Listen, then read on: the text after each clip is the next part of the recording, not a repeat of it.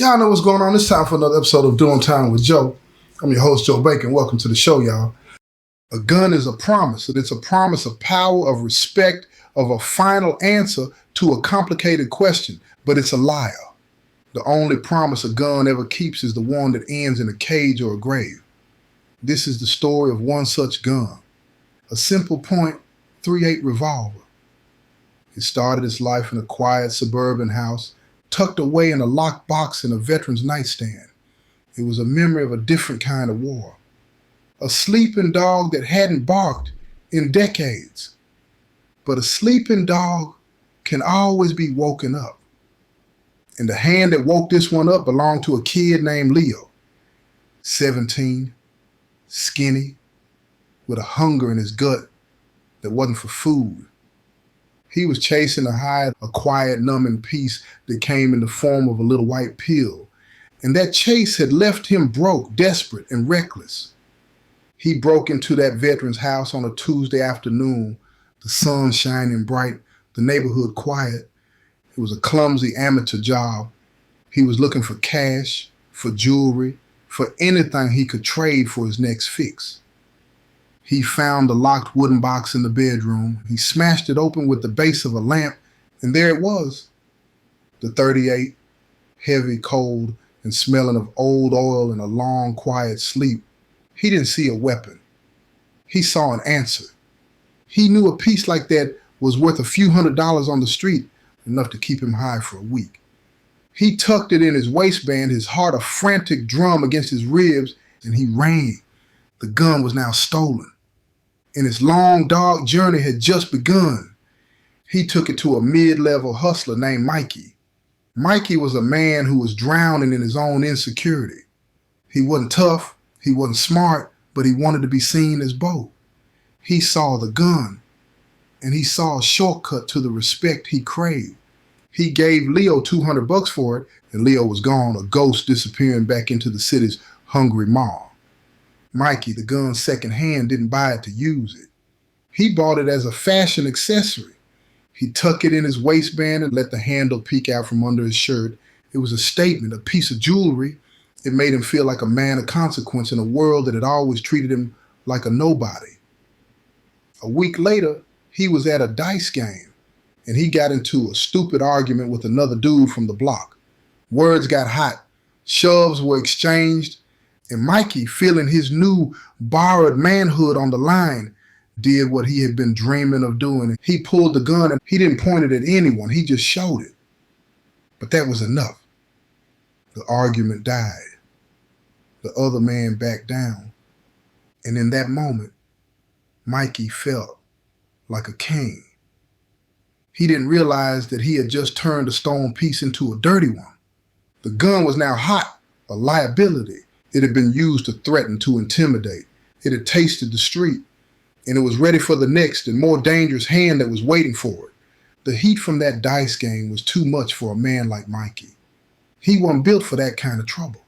He knew that the other crew would be looking for him, that the gun was now a target on his back. He needed to get rid of it fast. He took it to a more serious player, a man named Dr. Dre ran a stick-up crew, a small, disciplined team that hit payroll offices and checked cash in spots. Dre was a professional. He didn't have time for Mikey's brand of street theater, but he was always in the market for a clean, untraceable piece. He paid Mikey $500 for the .38, double what Mikey had paid for it. Mikey walked away, feeling like he had just made a smart business deal. He didn't know he had just passed a curse on to the next man. The third hand, Doctor, he saw the gun not as jewelry, but as a tool, a necessary piece of equipment in his line of work. He kept it clean, oiled, loaded. It sat in his stash box, waiting for a job. The job came a month later, a wholesale jewelry spot in the warehouse district. It was supposed to be a simple in and out, but they didn't count on the owner, a tough old man who had been robbed before and had sworn it would never happen again. When Dre and his crew came in, mask on, guns out, the owner didn't hesitate. He went for the shotgun he kept under the counter. Dre was faster. He fired a warning shot into the ceiling. The sound was a deafening roar in the small space. The owner froze. They took the jewels and the cash and they ran. No one was hurt, but a shot had been fired. A shell casing was on the floor, a perfect little piece of forensic evidence. The gun was no longer just hot, it was radioactive. It now had a body on it, so to speak, a violent felony. Dre knew he had to get it off the streets. It was too dangerous to hold on to, so he gave it to the youngest, most trusted member of his crew, a 19-year-old kid named Jamal. Hold this, Dre told him. Keep it somewhere clean. Don't let it see the light of day until I tell you. The fourth hand, Jamal. He was a good kid in his own way. Loyal, eager to please, desperate to prove his worth.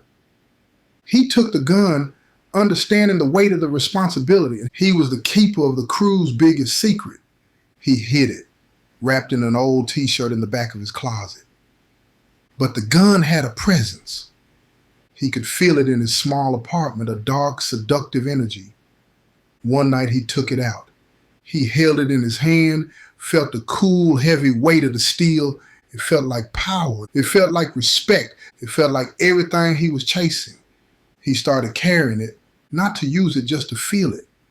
But a gun is a hungry thing, and it has a way of creating a reason to be used.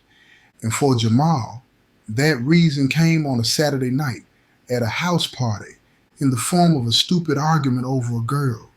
Words turned to shoves. And Jamal, full of cheap liquor and a foolish, desperate pride, did what he had seen the older men in his crew do. He pulled the gun.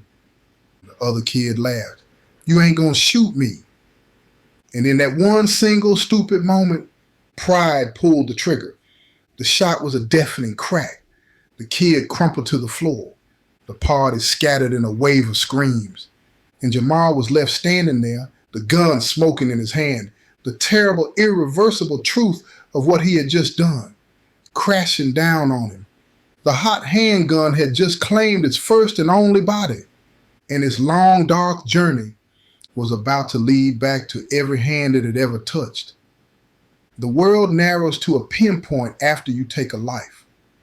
The only thing that's real is the ringing in your ears and the frantic animal need to run.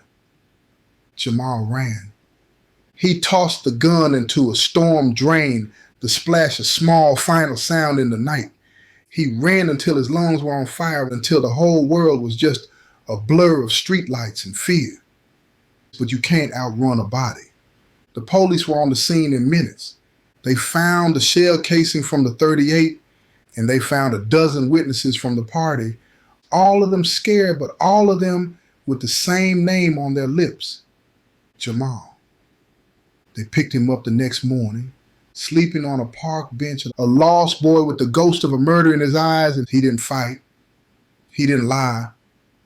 The weight of what he had done was too heavy. He confessed to everything. And in that small, sterile interrogation room, the gun's dark journey began to reverse itself. He told them where he got the gun from, Doc Ray. He was trying to save himself, but he was also a kid, drowning and pulling down anyone he could grab onto. The police pulled Dre in. He was a professional, a man who knew the rules of the game, but the game had changed. This wasn't a simple robbery charge, this was murder. Faced with the possibility of a life sentence, Dre's loyalty to the street code crumbled. He told them about the payroll office robbery, and he told them where he got the gun. From Mikey. The dominoes were falling, one by one, each man trying to outrun the ghost of the hot handgun. They picked up Mikey. He was a small-time hustler, not a killer. He was terrified, and he sang like a canary. He told them about the argument at the dice game, and he told them where he got the gun. From a junkie kid named Leo. It took them a week to find Leo. He was in a rundown motel, strung out, paranoid, a ghost in his own life. He didn't even remember the gun at first, but when they pressed him, the memory came back through the fog of his addiction. The old man's house, the wooden box, he gave them the address. The police went to the veteran's house. He had reported the gun stolen months ago. They showed him the .38. He just nodded, his face a mask of weary sadness. The gun was finally home, but it was a different gun now. It was a piece of evidence in a half dozen different crimes. It was a killer. It had been passed from hand to hand, a vessel of desperation, of pride, of violence, and it had left a trail of wreckage in its wake. That was about to lead all of them to the same inevitable and desolate place, a cage. The trials were a slow, grim procession of consequence. One by one, the men who had touched the hot handgun were brought before the court to answer for their part in this dark journey. Jamal, the shooter, was first. He was a 19-year-old kid who had made a stupid, fatal mistake. But the law doesn't care about intentions, it only cares about results, and the result was a dead body. The judge sentenced him to life in prison with the possibility of parole after 30 years. His life, as he knew it, was over, extinguished in the same single flash of gunfire that had ended his victims. Dre, the stick-up crew leader, was next. He had never even met the boy who died, but because the murder had been committed with a gun he provided in the furtherance of his criminal enterprise, and he was hit with felony murder. They gave him 40 years. He had thought he was a general, but in the end, he was just another casualty of a war he had helped to create. Mikey, the hustler who had just wanted to feel important, was next. He had never fired the gun. He had never even robbed anyone with it, but he had used it to threaten, to intimidate, and that was enough. 10 years for armed assault and illegal weapons possession. A decade of his life traded for a few moments of a false and fleeting sense of power.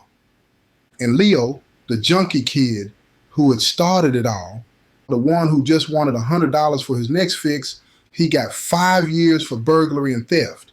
He was the first link in the chain, the one who had woken the sleeping dog. And now he was going to a cage of his own. 4 men, 4 lives, all of them shattered, all of them connected by a single tragic object, a hot handgun. And in the middle of it all was the ghost of the boy who had died and the family he had left behind. His mother sat in that courtroom every day, a silent, stoic figure of grief. She watched as the men who had in their own ways contributed to her son's death were sent away. But there was no victory in her eyes, just a profound and bottomless sadness. This story, it's a hard one, because it shows you that there's no such thing as a small crime. Every choice, every action has a ripple effect. A stolen gun in one part of the city can lead to a dead body in another. And the hands that it passes through, they all end up with blood on them. One way or another, the gun was just a piece of steel. It didn't have a soul, but it was a vessel for the darkness in the hearts of the men who held it. And in the end, it took them all down with it. This has been another episode of Doing Time with Joe. I'm your host, Joe Baker, and I say peace, y'all.